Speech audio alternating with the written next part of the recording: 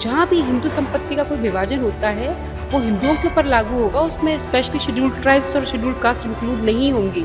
महिलाओं के लिए जो हम बराबरी का अधिकार की बात करते हैं वो सर्व जाति के लिए ही है, चाहे उसमें आदिवासी क्यों ना हो, चाहे किसी अन्य पिछड़ी जातियां क्यों ना हो। केवल संपत्ति से महिला सशक्त नहीं होती, कानून नहीं भी है तो पुरुष वर्ग को यह समझना चाहिए कि महिलाओं को उनका अधिकार दिया जाना चाहिए। एक्ट से हटकर कुछ भी नहीं है, हम कानून सर्वोपरि है, कानून में जो निर्धारित है वह हम सर्वमान्य है। हाल ही में सुप्रीम कोर्ट ने आदिवासी बहुल इलाकों में उत्तराधिकार संबंधी मामलों में हिंदू सक्सेशन एक्ट को लागू किए जाने के हाई कोर्ट के निर्देश को खारिज कर दिया है। एक मामले की सुनवाई करते हुए सुप्रीम कोर्ट ने इस बात को दोहराया कि हिंदू उत्तराधिकार अधिनियम 1956 अनुसूचित जनजाति के लोगों पर लागू नहीं होता है, जिसके बाद से लोगों में तरह तरह की चर्चा हो रही थी। कोर्ट के इस फैसले को समझने के लिए केबीपी टाइम्स की टीम ने राजस्थान हाई कोर्ट की अधिवक्ता निधि खंडेलवाल से बातचीत की। हाई कोर्ट की अधिवक्ता से सबसे पहले सुप्रीम कोर्ट के इस फैसले को आसान भाषा में समझते हैं। ये एक फैसला जो है वो शेड्यूल जो ट्राइब्स हैं उनकी जो मूलभूत जो उनकी परंपराएं हैं उनको संयोजित रखने के लिए, उनको उनका आधारभूत ढांचा खराब ना हो उसके संबंध में एक आधारभूत फैसला इसलिए है कि जो हिंदू उत्तराधिकार अधिनियम है वह हिंदुओं के ऊपर लागू होता है। इसमें SC ST दोनों इंक्लूडेड नहीं है। सेक्शन 2 का सबसेक्शन जो 2 है वो स्पेसिफिकली प्रोवाइड करता है कि जहाँ भी हिंदू संपत्ति का कोई विभाजन होता है वो हिंदुओं के ऊपर लागू होगा, उसमें स्पेशली शेड्यूल्ड ट्राइब्स और शेड्यूल्ड कास्ट इंक्लूड नहीं होंगी। और उसका एक सबसे बड़ा इंपॉर्टेंट रीजन जो है उसके बिहाइंड दिस वो ये है कि उनके खुद की कुछ रीति रिवाज, उनके कुछ खुद की जो प्रथाएं हैं उनको हम संभाल कर रखें, उन परंपराओं को कोई नुकसान ना हो।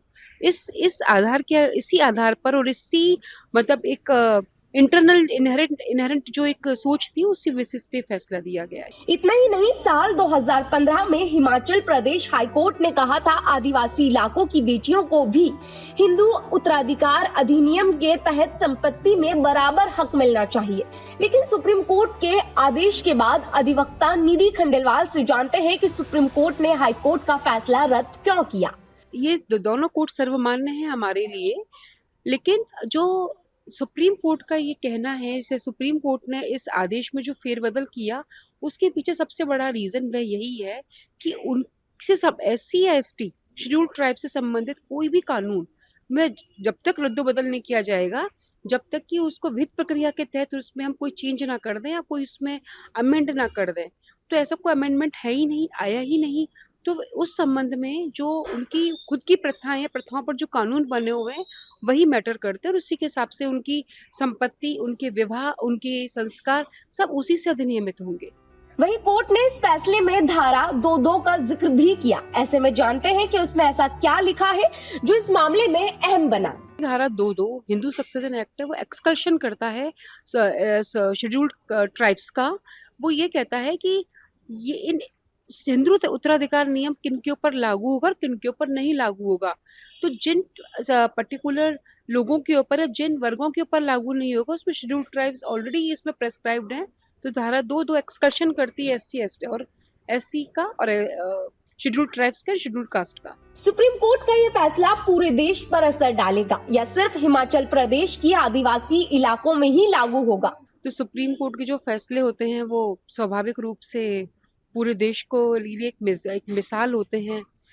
हालांकि बात कही जाए तो ये एक आदेश है जो पर्टिकुलर किसी स्टेट हाई कोर्ट के किसी पर्टिकुलर स्टेट की जो हाई कोर्ट है उनके संदर्भ में यहाँ कहा गया है, लेकिन कहीं ना कहीं ये नज़ीर पेश करते हैं अन्य हाई कोर्टों के लिए या इस कानून की संपूर्ण व्याख्या के लिए। तो मेरे हिसाब से ये जो कानून है, ये जो व्याख्या है, ये सर्वतः लागू होगी और इसका इसी हिसाब से इसको हमें इंटरप्रिटेशन करना चाहिए, समझना चाहिए। हालांकि कोर्ट के इस फैसले के बाद सवाल उठ रहे हैं, क्या इससे आदिवासी बेटियों के साथ कहीं कोई नाइंसाफी तो नहीं होगी? ऐसा हम नहीं कह सकते कि आदिवासी बच्चियों के साथ या महिलाओं के साथ खिलवाड़ हुआ है, क्योंकि उन्हीं को अधिशासित करने के लिए, उन्हीं की रूढ़ियों को सहेजने के लिए, उन्हीं की परंपराओं को संभाल के रखने के लिए उनसे संबंधित कानून है। उन कानूनों का पालन करना हम सबके लिए अपरिहार्य है। तो हम इसे हम इस तरह से नहीं देख सकते कि उनका कुछ अधिकार खत्म हुआ है। हाँ, एक रूप से हम कह सकते हैं, देखिए अदरवाइज हम ये कह सकते हैं कि देखिए महिलाएं सभी समान हैं। सामाजिक नजरिए से एक हो सकता है, लेकिन विधिक नजरिया जो है, एक अधिवक्ता के तौर पर मैं यही कहूंगी कि जो एक्ट है, एक्ट से हटकर कुछ भी नहीं है। हम कानून सर्वोपरि है, कानून में जो निर्धारित है वह हम सर्वमान्य है। सामाजिक तौर तरीके अलग है, सामाजिक सामाजिक मान्यताएं अलग है, लेकिन यदि शेड्यूल्ड ट्राइब की बात करें तो उनकी भी सामाजिक मान्यताएं थी। उन मान्यताओं को सुप्रीम कोर्ट ने मतलब पजल्ड नहीं किया, उनको परेशान नहीं किया, उनको यथावत रहने दिया। बड़ी बात तो ये है कि संविधान ने हर वर्ग और हर शख्स को बराबरी का हक दिया है। ऐसे में संसद को अब कानून में बदलाव करना चाहिए ताकि आदिवासी बेटियों को भी बराबरी का अधिकार मिल सके। महिलाओं के लिए जो हम बराबरी का अधिकार की बात करते हैं वो सर्व जाति के लिए ही है, चाहे उसमें आदिवासी क्यों ना हो, चाहे किस अन्य पिछड़ी जातियां क्यों ना हो। तो लेकिन उस चीज, ये बहुत बड़े बहस का मुद्दा है। इसमें सभी लोगों को, वर्गों को एक साथ आना होगा, तभी हम लोग कुछ सुनियोजित प्लान कर सकते हैं, कुछ महिलाओं को आगे ला सकते हैं, महिला जागृति बढ़ाए। अदरवाइज भी पुरुषों को अपने लेवल पे सोचना, यदि कानून नहीं भी है तो पुरुष वर्ग को यह समझना चाहिए कि महिलाओं को उनका अधिकार दिया जाना चाहिए। यदि कानून, मैं कहती हूँ यदि कानून में है भी नहीं है, प्रिस्क्राइब्ड भी नहीं है, तो उन्हें किसी न किसी तरह से संबल, उन्हें अधिक पढ़ाकर, देखिए केवल संपत्ति से महिला सशक्त नहीं होती, उन्हें शिक्षा का अधिकार है, उन्हें अच्छा पढ़ाया जाए, उन्हें अच्छी से सुविधाएं मुहैया कराई जाए, वो स्वयं इतनी सक्षम हो कि उनके लिए ये जो जमीन के टुकड़े हैं बहुत ज़्यादा मैटर ना करते हो। ये मेरी निजी सोच है।